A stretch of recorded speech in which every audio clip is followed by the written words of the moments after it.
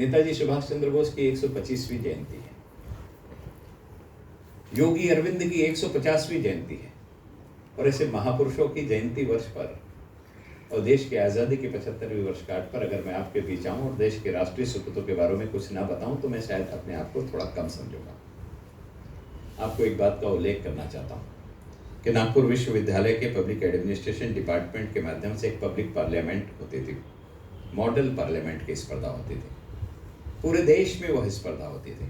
Universities की team उसमें जाती थी और यूनिवर्सिटी की टीम उसमें जा करके अपना प्रतिपादन करती थी। बड़ा सुंदर नियोजन होता था। 2.5 घंटे का समय एक यूनिवर्सिटी को दिया जाता था और उसमें राष्ट्रपति, उपराष्ट्रपति, लोकसभा अध्यक्ष, प्रधानमंत्री, विरोधी पक्ष नेता और सारा मंत्रिमंडल एक साथ बैठता था।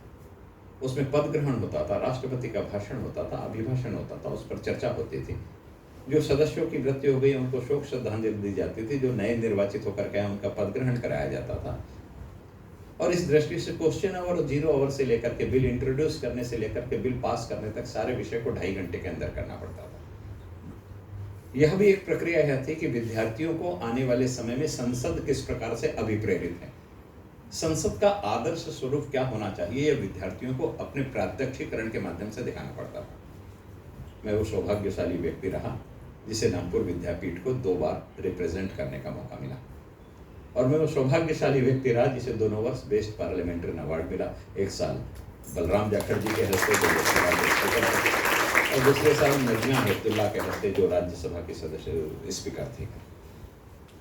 यहाँ मूल भाव यही है कि हम इस राष्ट्र के प्रति क्या करना चाहते हैं उसको वहाँ प्रश्नोत्तर के रूप में प्रदर्शित करना था, और सारा का सारा वातावरण संसद का था। स्पर्धा भी दिल्ली में bureau of parliamentary study training centre में संसद के ही एक हॉल में हुई थी। उसके जो प्रिलिमिनरी राउंड थे, जो जोनल राउंड थे, ये सारे के सारे बेंगलोर के विधानसभा सौदा में अर्थात विधान भवन में हुए थे। इस दृष्टि से उस स्पर्धा का नियोजन किया गया था। मैंने केवल आपको इसलिए बताया कि इसी प्रकार की एक स्पर्धा 26, 27, 28 3 दिन नागपुर विश्वविद्यालय के माध्यम से नागपुर म्युनिसिपल कॉर्पोरेशन के टाउन हॉल में हो रही है। मैं मैडम से निवेदन करूंगा कि अगर विद्यापीठ अनुमति देती है तो अपने बच्चों के साथ उस स्पर्धा को देखने के लिए जरूर ले जाए। पब्लिक एडमिनिस्ट्रेशन डिपार्टमेंट के बच्चों को जब यहाँ असेंबली आती है तो असेंबली के समय में उस असेंबली में हो रहा प्रेजेंटेशन दिखाने के लिए अनुमति मिलती है और सारे बच्चे वहाँ बैठ करके उसको देखते हैं। ये केवल देखते नहीं हैं, वहाँ से सीखते हैं और सीख करके नए नेतृत्व की शुरुआत होती है। पुरातन समय में जितना भी नेतृत्व था यह विद्यार्थी जीवन से आगे बढ़ करके आगे आया। चाहे डॉक्टर श्रीकांत जिचकर का नेतृत्व हो, चाहे देवेंद्र फडणवीस जी का नेतृत्व हो, यह सारा का सारा नेतृत्व विद्यार्थी नेता से ही बढ़कर के आगे आया है। विद्यार्थी जीवन से ही अगर संस्कारित लोकतंत्र से परिपूर्ण होकर के व्यक्ति का विकास हो तो एक अच्छा नेता बन सकता है, अच्छा नेतृत्व दे सकता है।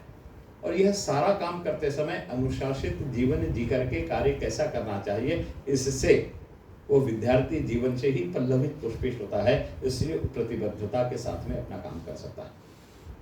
मैं निवेदन करना चाहता हूँ कि आप अपने पद का अच्छी तरह से निर्वहन करें। आपको जो जो समिति दी गई है वे सारी समितियों का आप अच्छी तरह से निर्वहन करें। जो एक्स्ट्रा करिकुलर कमेटी के मंत्री बने हुए हैं, पदाधिकारी बने हुए हैं, वे कोशिश करें कि उनके कार्यकाल में सब अच्छे से अच्छे काम हो। और मैं तो एक निवेदन करना चाह रहा हूँ कि मैं महापौर बना तो संयोग था कि देश की आज़ादी की 75वीं वर्षगांठ थी, तो मैं हर काम ऐसा कर रहा हूँ जिसमें 75 हो। मैं 75 हॉस्पिटल नागपुर शहर में प्रारंभ कर रहा हूँ जो जनता के द्वारा संचालित हो गए, और उनका नाम वंदे मातरम क्लिनिक होगा, किसी नेता के नाम से नहीं होगा। और यह जो वंदे मातरम क्लिनिक हो गए, ये वंदे मातरम क्लिनिक के अंदर एक वीर सेनानी की फोटो होगी। भारत की सीमा पर जिस व्यक्ति ने अपने रक्त से रक्ताभिषेक करके हमारे देश की एकता और अखंडता को अक्षुण्ण रखा, ऐसे परमवीर चक्र विजेता, वीर चक्र विजेता, महावीर चक्र विजेता, अशोक चक्र विजेता, इसमें से एक सैनिक की फोटो होगी, उसकी जीवनी उस क्लिनिक में लगी होगी। ऐसे 75 जीवन चरित्र महाविद्यालय इन हॉस्पिटल में देखने को मिलेगा। और उसके नीचे एक पंच लाइन लिखी होगी जिसमें लिखा होगा, इस देश के लिए मैंने तो सब कुछ किया, आप कब शुरू कर रहे हैं। हॉस्पिटल भी संस्कार का केंद्र हो सकता है। जितनी देर बैठ करके व्यक्ति वहां विचार करेगा उतनी देर में हम कुछ तो कर सकते हैं। हर साल हम वृक्षारोपण करते थे, इस बार हम 75 ऑक्सीजन जोन बना रहे हैं। 75 वर्ष के ऊपर के ऐसे 75 लोग जिन्होंने इस देश के लिए, इस शहर के लिए कुछ किया है, ऐसे लोगों का भी हमने सत्कार किया। 125वीं नेताजी की जयंती, इसलिए 125 चौराहों पर हमने झंडा गीत गाया, विजयी विश्व तिरंगा प्यारा झंडा ऊंचा रहे। एक लक्ष्य निर्धारित करो कि एक्स्ट्रा करिकुलर एक्टिविटी में 75वां वर्ष है तो इस वर्ष में मैं 75 ऐसी एक्टिविटी करूँगी जो पिछले समय किसी ने नहीं किया कर। आपके यहाँ आपकी सफाई का मंत्रालय अलग से, स्पोर्ट्स का मंत्रालय अलग से, ये सारे लोग ऐसा निर्धारित करें कि मुझे कम से कम 75 एक्टिविटी तो करना है। आप कल्पना कीजिए कि 75 करते समय अगर चारों मंत्रालय के 75 हो गए तो केवल 300 हो गए, और आपको दिन कितने बचे हैं? मैं भी यही सोचता था। मैं महापौर की हैसियत से 107 हेल्थ कैंप कर रहा हूँ, 75 आई कैंप कर रहा हूँ, जहाँ कैटरेक्ट के ऑपरेशन निःशुल्क हो गए। इस वर्ष में 5000 लोगों के कैटरेक्ट का ऑपरेशन कराना, ऐसा मेरा संकल्प है। उसमें से 1300 ऑपरेशन हो चुके हैं, 1 जुलाई से हमने प्रारंभ किया। डेंटल कैंप नहीं होते, 75 डेंटल कैंप हम लोग कर रहे हैं।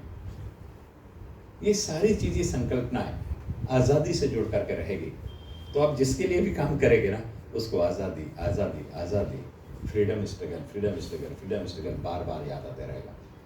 इस राष्ट्र का दुर्भाग्य है कि इस राष्ट्र के पाठ्य पुस्तकों में इस राष्ट्र के फ्रीडम स्ट्रगल को नहीं पढ़ाया गया। और मैं अधिकार से इसलिए कह सकता हूं कि मैंने दुर्भाग्य से एमए हिस्ट्री में किया। और मध्ययुगीन भारत का इतिहास मैंने अगर 10,000 पन्नों में पढ़ा तो उसमें से 8,000 पन्नों में मैंने यही पढ़ा कि रशिया की क्रांति कैसे हुई, अमेरिका की क्रांति कैसे हुई, हिटलर कौन था, बिस्मार्क कौन था, मुसोलिनी कौन था, मैंने यही पढ़ा। अगर मैं भारत का इतिहास पढ़ रहा हूँ और उसमें से 8,000 पन्नों में यह पढ़ रहा हूँ तो क्या मैं भारत का इतिहास पढ़ रहा हूँ? अब बचे हुए 2,000 पन्नों में से 1,000 पन्नों में लिखा है कि हिंदुस्तानी इतने जाहिल और जंगली थे कि इन्हें आदमी बनाने के लिए अंग्रेजों को बहुत मेहनत करनी पड़ी। अब आप कल्पना कीजिए क्या ये यथार्थ है? बचे हुए 500 पन्नों में पढ़ाया जाता है कि हिंदुस्तानियों को सोशल बनाने के लिए, अर्बनाइज करने के लिए अंग्रेजों ने कितनी मेहनत करी। हमें पढ़ाया जाता है कि लॉर्ड विलियम बेंटिक ने सती प्रथा हटाई, विधवा पुनर्विवाह प्रारंभ कराया। अगर ये सब लॉर्ड विलियम बेंटिक ने कराया तो मोहन राय क्या कर रहे थे? ईश्वरचंद्र विद्यासागर क्या कर रहे थे? दयानंद सरस्वती क्या कर रहे थे? जिन्होंने यह सारा काम किया उनका उल्लेख नहीं है, लेकिन लॉर्ड विलियम बेंटिक ने यह किया। प्रेस की स्वतंत्रता लॉर्ड लिट्टन ने दिलाई या लॉर्ड लिप्पन ने दिलाई, इस पर हमको पढ़ाया जाता है। और यह सब हमें पढ़ाया जाता है कि हम अच्छे नहीं थे, हम गंदे थे, हमारा जीवन जीने का तरीका अच्छा नहीं था। यही बार बार बार बार बार बार बार बार हमें पढ़ाया जाता है। मेरे देश के इतिहास का जो वैभव संपन्न इतिहास है वो कभी नहीं पढ़ाया जाता।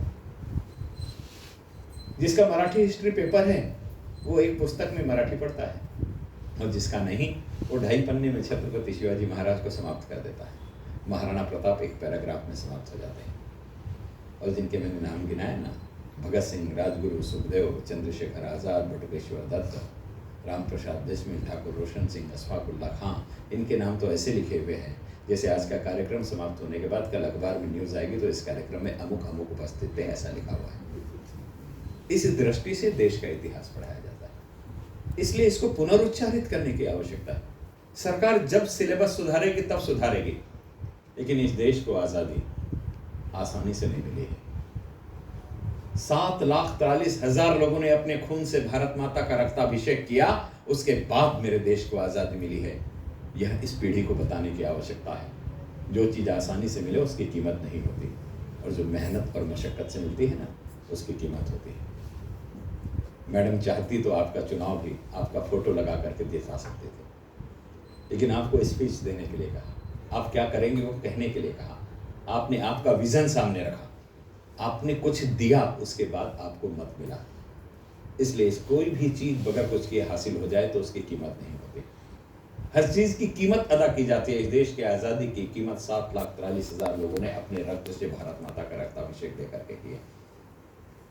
और ये विद्यालय भी जब बना है ना, तो ऐसे नहीं बन गया। यहाँ के संस्थापकों ने इसे एक एक ईंट जोड़ने के लिए जो मेहनत की होगी, उसके पीछे की परिकल्पना भी हम नहीं कर सकते। और बड़ी मेहनत और मशक्कत के बाद में इस स्थिति पर आकर के यह विद्यालय पहुंचा है, जिसमें यहाँ के शिक्षकों से लेकर के विद्यार्थी तक सबका अक्षुण्ण योगदान रहा है।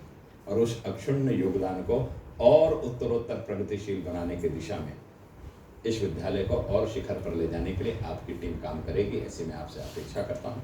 आप सभी लोग अपने पद का निर्वहन पूर्ण दायित्व के साथ में सात्विकता से करेंगे, यही अपेक्षा करते हुए अपने वाणी को विश्रांति देता हूँ। बहुत बहुत धन्यवाद।